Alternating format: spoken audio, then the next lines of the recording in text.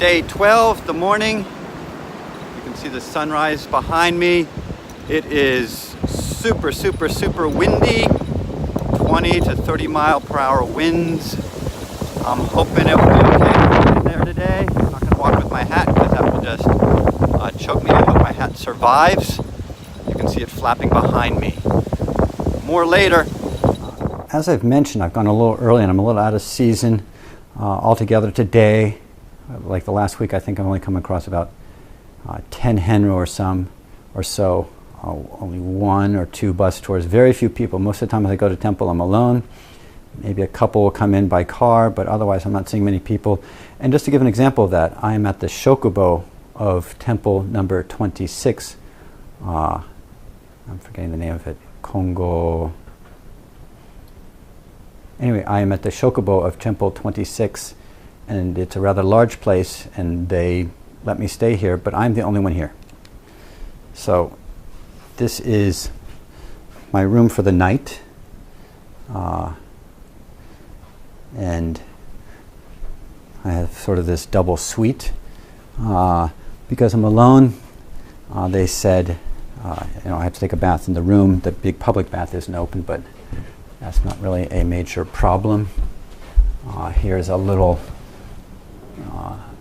waiting room for people to buy stuff if they have extra stuff.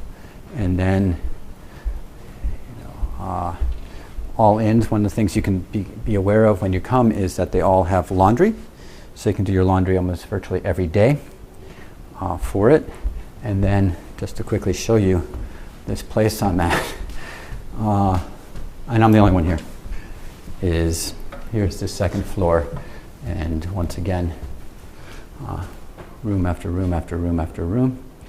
This is definitely one of the nicer places I've stayed at so far. It definitely looks like it's waiting for bus tour people, and it has this, I love this tree root or whatever it is up front.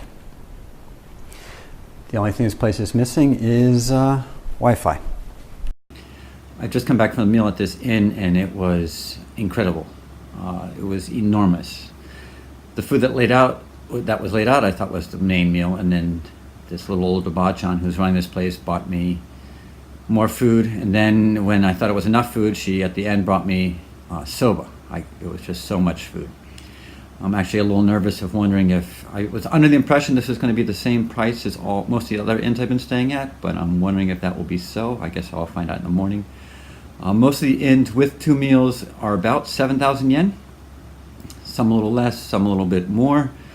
I think you can stay without the meals, and it's around 4,000 or 5,000 yen. I find the meals worth it. A lot of food, and eating at convenience stores all the time gets old, and there's also, around many of these places, there haven't been places to eat. So how did day 12 go? Well, last night was a huge storm. In fact, a storm has been ripping through Japan. The news tonight was all about the winds that wreaked havoc all across Japan. The storm hit Shikoku last night, and the rattling of the building woke me up a couple of times. Hard wind, lots of hard rain and wind. This morning when I got up, I was wondering if I should cancel it because the wind was just so strong. The winds were about 25 miles per hour. I was like, should I cancel it? What should I do? And I said, YOLO, baby! No, I didn't. That's not how I roll. What I did do was think, hey, Kukai, the person who ties all the 88 temples of this pilgrimage together, I'm going to the cave where he got his name, and there's a video on that if you want to check it out, how Kukai got his name. And Kukai lived in a cave for 3 years, and undoubtedly he experienced winds like I was experienced today. So I just set out, the history Kukai, to follow in Kukai's footsteps. The wind was pretty brutal. In places I was literally walking like this.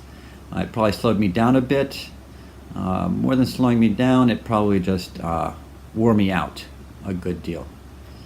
But aside from the wind, it was a really good day, beautiful day. Sunny skies, perfect temperature going along. I'm still not running into a lot of Ohenro altogether. As I mentioned earlier, maybe 10. Haven't come across a bus tour in 3 or 4 days. I visited 3 temples today. I did have a first.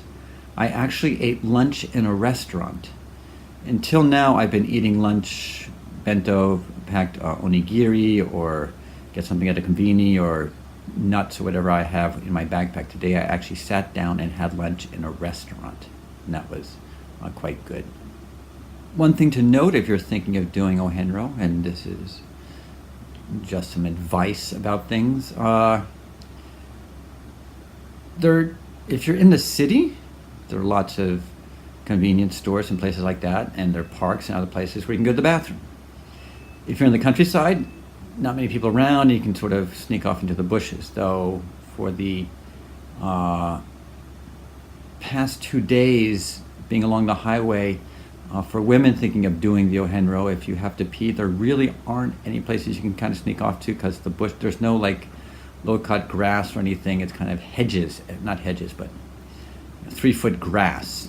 There's not really, it will be trying for you, just be aware of that. Not as easy just as to, for a guy to stand over and quickly pee into the bushes and get going. The most difficult place to actually find a place for the bathroom, if you really have to go, is sort of today's part, which was rural farm community.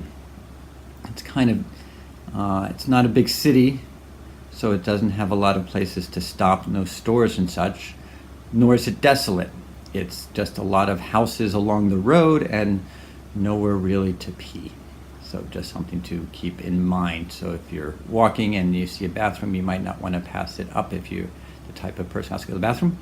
Like me, trying to stay hydrated hiking, I always have to pee. Or there are other people, I've gone hiking with a buddy, colleague, who all day will never pee. So just something to consider if you're thinking of doing the Ohenro. I'll have some advice on other things in other daily diaries.